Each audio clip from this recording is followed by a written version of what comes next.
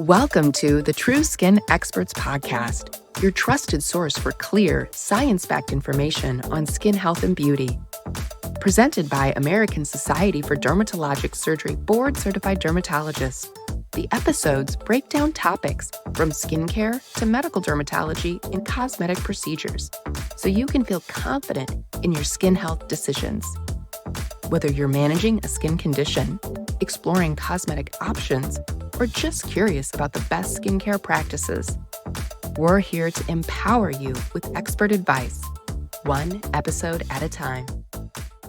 Hello, everyone. I'm Dr. Farah. I'm a board-certified dermatologist. I've been working at the University of Minnesota and now opened my own clinic called Illuma Dermatology, and I'm welcoming you to the ASDS True Skin Experts podcast series. Each episode, we're going to invite you to learn about skin health and beauty topics from the true skin experts, ASDS board-certified dermatologists. So in this episode for hair regrowth, I'm going to talk here with Dr. Shilpi Khetarpal, and she's also going to introduce herself. Dr. Khetarpal, do you want to go ahead? Sure. Hi, everyone, and thanks so much for having me. Super excited to be here. I'm Shilpi Khetarpal. I'm a board-certified dermatologist. I practice at Cleveland Clinic. I do a mix of hair and procedural and aesthetic. So very honored to be here and discuss a topic near and dear to my heart, which is hair. I love it so much. You and I have worked a ton on stage at the ASDS and at the Academy together. So I'm in Minneapolis, and again, worked in the academic and now private practice setting, and I see cosmetics and a ton of hair loss patients. So let's start out with your hair loss practice. Can you tell me a little bit about your usual hair loss practice, what the common types of hair loss diseases you see are at the Cleveland Clinic? So, I think common things being common, it's probably similar for you too. But, I think when we look at hair loss, usually the non-scarring types of hair loss are the ones we see the most. I would say the two most common types of hair loss I see are like your male-female pattern androgenetic alopecia or AGA. Definitely more women than men. And then the second type is like the telogen effluvium, where we just kind of, our body responds to stress by shedding. We see it postpartum, we see it after illness, like COVID, sometimes after vaccines, weight loss. So, with I feel like all these GLP-1s or, everyone back to school getting sick, there's been, a lot of different things coming in the door. But I think those two are probably the most common ones that I see in my practice. How about you? I'm going to completely agree. And you're a hair loss expert, so I'm sure I think you and I probably see a skewed amount of um, more rare hair loss diseases like lichen planopilaris, something called centrifugal cicatricial alopecia, traction alopecia, which is sometimes from tighter hairstyles. And then, allergies on the scalp, skin sensitivities, problems with products, hair breakage. But I, because you and I have dedicated hair loss clinics, I would assume that's why we're seeing a little bit more of that. So generally, when you're as a hair expert talking to your patients about what a normal amount of hair loss is, how would you describe that to them, and how do they know if they're losing more hair than they should be? So, it's an interesting topic. And I feel like, hair shedding is something that's normal. And I think everyone has their own baseline. Like there's normal numbers, but, women with long hair, you're not really counting like what you see in the drain. So, everyone kind of knows what their baseline shed is. And like anything more or less than that, you can kind of, figure out.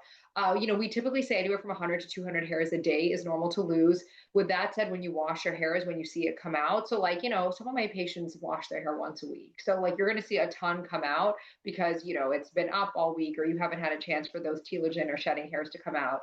But I try and encourage them like, hey, why don't you try and wash like every other day? Let's not try and go that full week. And then everyone kind of knows what's normal for them. Obviously, when you brush it, condition it, you might see more come out, but a lot of it is just like whenever you wash your hair, you're going to kind of see everything come out. So we use that number, but if they're washing their hair every 3 days, it's going to be, maybe that 300 to 400 range instead of 100 to 200. So, but ultimately I say, is it anything more than what your usual or what your baseline is? Like anything more or less, that's how I usually try and gauge. Yeah, I completely agree. And then is it persistent, meaning like, is it consistently a lot of hair over time, not just like a one day out of the entire year, something that's really persistent. And then in the hair loss world, a lot of dermatologists have started to use artificial intelligence to count the hair on the scalp and moved away from counting hair that's fallen out. So there's this whole technology revolution and AI revolution in hair loss.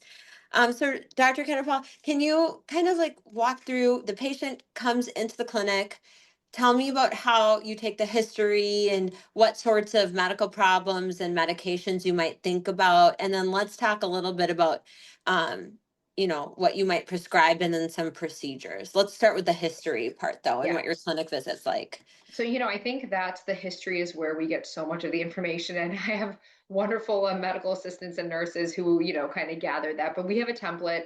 So, I think for men and women, it's a little bit different. So I think the biggest thing is like, how long has it been going on for? What are they noticing? Is it just progressive thinning over time? Is it shedding? Is it itching and burning? Like what symptoms they have? What percentage of their hair have they lost over what amount of time? Current treatments, like what's worked for them, what hasn't, what have they tried? Major stresses, like have they had recent weight loss, hospitalizations, vaccines, childbirth, hormonal things, started or stopped medications.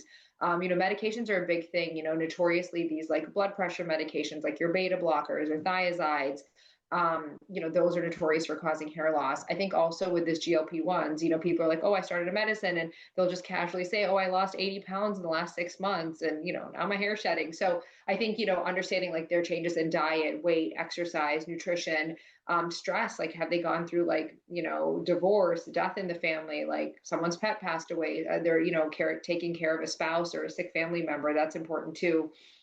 If they have a lot of stress at work. I think for women looking at like the GYN history, like, do they have a history of PCOS? Were they recently pregnant? Were they ever able to get pregnant? Are they perimenopausal, postmenopausal? We know all of that kind of plays a role for women and the hormones. I think family history is really important too. If, I have a male come in, he's like every brother, uncle, male on my side is, bald in their 20s, that can play a role. And for women too, looking at like the women in the family, like what their hair has been like or what kind of runs in the family when we're thinking of those genetic types of hair loss. So those are kind of the big things we go after. So, that hopefully wasn't too scatterbrained, but like, we kind of go through each, their past medical history, like thyroid disease, things like that, and just try and like highlight the big things. And then also looking at blood work, if they've had recent labs, like a lot of women can be anemic or issues with their thyroid or, their vitamins and nutrients might be low. So just trying to look at all of that as a whole to try and distinguish like, what group they fall in. Yes, and that's a core part of our training as board certified dermatologists, to get that history, make sure we understand the entire medical picture, the medications, like you were saying, the labs, and then to do a really thorough exam and look at the scalp, which we probably won't spend much time in on this short interview that we're doing. But board certified dermatologists, for the listeners, are experts at looking at the hair follicle clinically with their eye and deciding what disease it might be, if the hair loss is permanent, if the hair loss can regrow, and if there's multiple diseases going on, and whether it's the hair shaft or the scalp contributing to that disease. So the exam is really important. And then sometimes we'll also do a scalp biopsy, which is a small surgical procedure where we take some hair from the scalp, and we might put some stitches in and send it to the lab. And then we might get a report and kind of fit that with what we're seeing. So then moving forward, there's been a lot of trends. We have that New York Times article talking about minoxidil being an old drug with a new use. Let's kind of start there. Tell me a little bit about your approach to supplements and medications. And just a disclaimer to everyone, there are so many hair loss diseases. So what I'm asking her to do here is really, really difficult, but maybe just some general, Yeah. let's talk a little bit about minoxidil and Yeah. supplements over the counter. Sure. So, I think just kind of looking at obviously not going into each individual type of hair loss, but just like in general, what works and what we use. So slightly different for women and men, and I'll kind of just try and divide it by each. So, I think minoxidil is probably the most popular medication we use for hair loss. It comes in a topical form that's over the counter, the liquid and the foam that's approved for men and women. The oral form we use off label, and it's really in the last probably 5 to 10 years taken off because it's generic. It's been around for a long time. And truthfully, I don't know what you think about this, but I think it probably works in almost every type of hair loss. So, minoxidil is an oral medication taken, once or twice a day. It works by kind of making the blood vessels bigger that supply the scalp. So, by giving more blood flow to the scalp, it can make you shed less, it can make the existing hair a little thicker, and it can grow more hair. The caveat is sometimes women may notice this more than men, is that you get a little more hair elsewhere, maybe on the arms, maybe on the face, and not in everyone, but in some patients. So, I would feel like minoxidil is generally my, first line treatment generally for like this androgenetic or male female pattern hair loss. And then, doses are a little different for men and women. But it's used in a lot of types of hair loss, and it's very effective. I think it's important to know, if you are someone that's going to start this, or your dermatologist recommended this, you can have a little more shedding the first 4 to 6 weeks. So the hairs that were normally going to come out sometimes just are accelerated and come out early. So that can be a little bit stressful when you're seeing more hair come out. But then usually by the 6 to 8 week mark, there's less shedding. And then by like month 3 to 4, you're seeing new hairs pop up. They start as baby hairs, they get thicker. So that's my take on minoxidil. I don't know how you use it in your practice, but it's been a total game changer and just incredible, the results we've seen. I completely agree. Then a question I get a lot is supplements. And I'll kind of add, for supplements, I typically like to check, see how the patient's iron stores are doing, take a look at maybe their vitamin D, and then take a history on what else I might need to check and then replace. Can you Yeah. talk a little bit about all the hair supplements that are on the market, which aren't technically regulated by the FDA, that patients might find, and how you sort of approach that if they come in on a supplement? Yeah, so I think the thing with supplements is like you mentioned, they're not all FDA cleared, and not all of them have clear data on like what they do to the scalp. I think in general, like I'm very much a proponent of, multivitamins. For women, we want to make sure you're getting enough iron, because a lot of women lose blood in their menstrual periods. So, making sure you're getting iron, your B vitamins, those are all important. A lot of my young female patients take a prenatal vitamin, even if they're not pregnant or trying to get pregnant, but it has kind of all the building blocks you need in there. There are other brand name supplements, and I'm not going to go into detail with each brand. Some of them do have some decent clinical data, but they're expensive. They're $80 to $100 a month. I'm in the Midwest. That's a large price tag to pay. If you're on it for, a year, it's going to be over $1,000. I can't say that I have nothing against them, but it's just, I think it's a lot of money to pay for something that was kind of a soft call on. I think medical therapies are far less expensive. We have more data on them, and I'd rather than put that money towards like in-office procedures like PRP or low-level light treatment, or, even something they can do at home. Yeah, and then for our audience, high dose biotin did get a statement from the FDA regarding the dose being, if it's too high in the patient, it can cause some issues with having difficulty detecting a heart attack and some other lab abnormalities. So if anyone out there is taking high dose biotin, they should talk with their doctor and take a look at that FDA statement. So let's talk a little bit about procedures. So American Society of Derm Surgery, we do a ton of procedures, especially in hair. And some of the procedures we might use are platelet-rich plasma, other injectables, or even hair transplants. There are lasers out now. Do you want to pick one of those and kind of go into it, maybe PRP? Sure. Yeah. So, I think PRP, I feel like in the last, 6, 7 years has really taken off. We've known PRP has worked for a lot of other things like orthopedics. They've used it for, in the joints, they've used it for wounds, graft survival, things like that.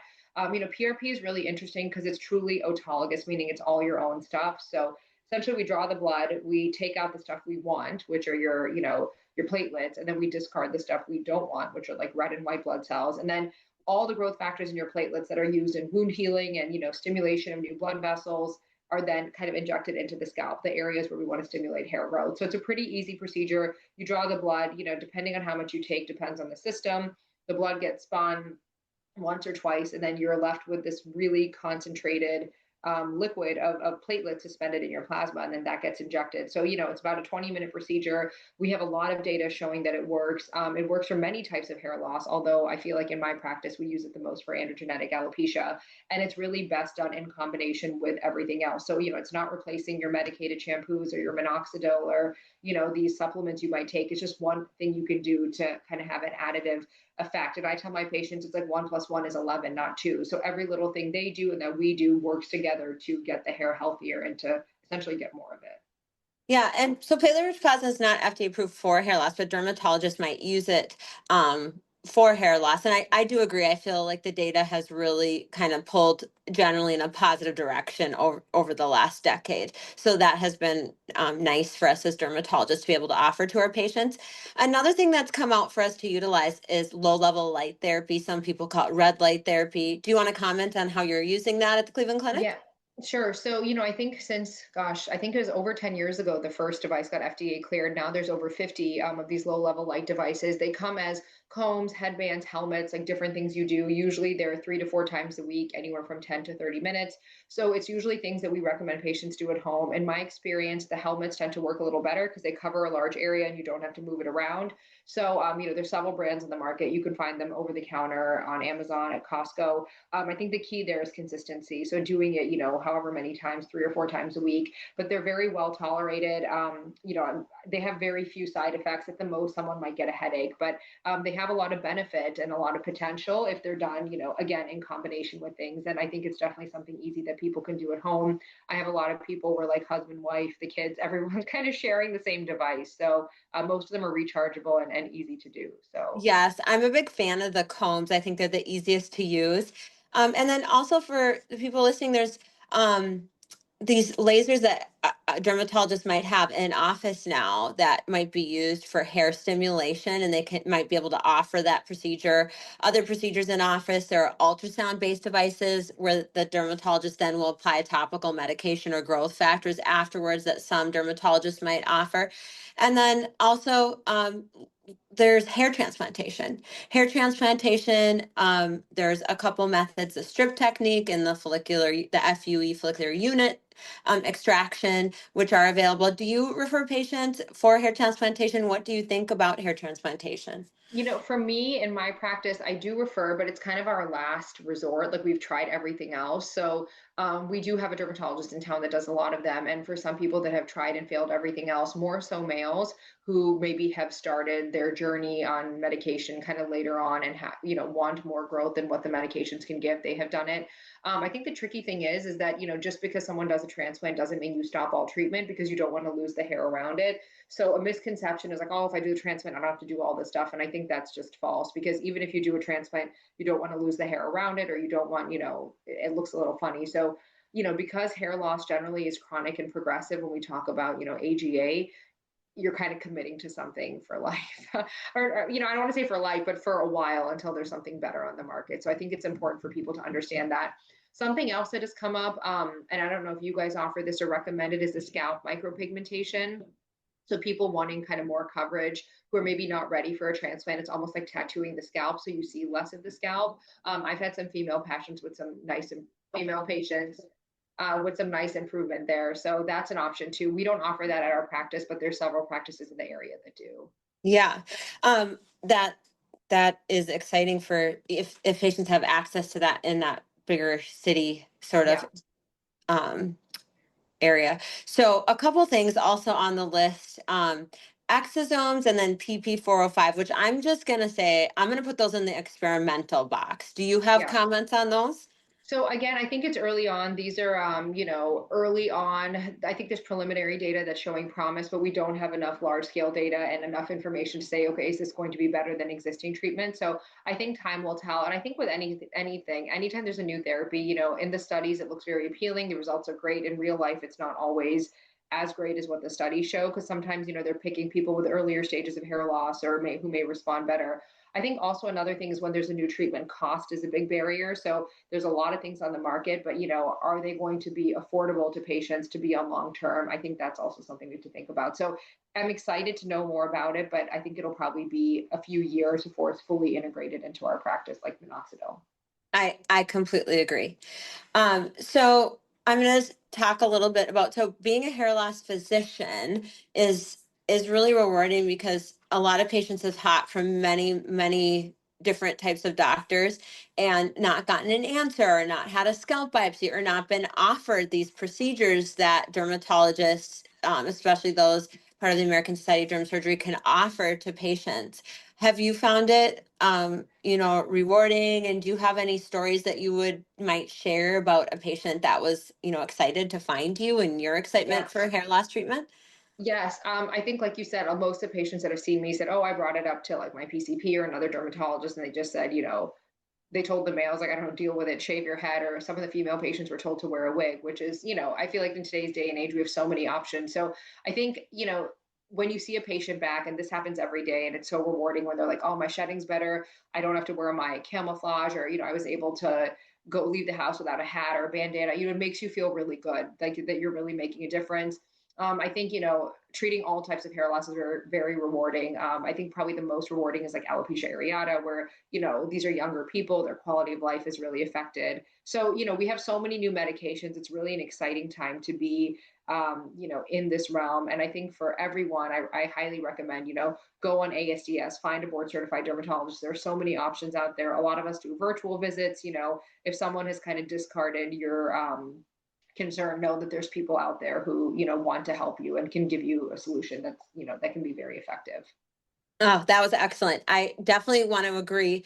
Dermatologists are passionate about hair loss. We have the tools to treat you medically, to understand your medical history, to treat you over years, to provide surgical options, different types of procedures in an evidence-based way. We're trained to think about where's the evidence and what is the next best thing for a patient that's safe. And we can do it in a way that is safe for that patient.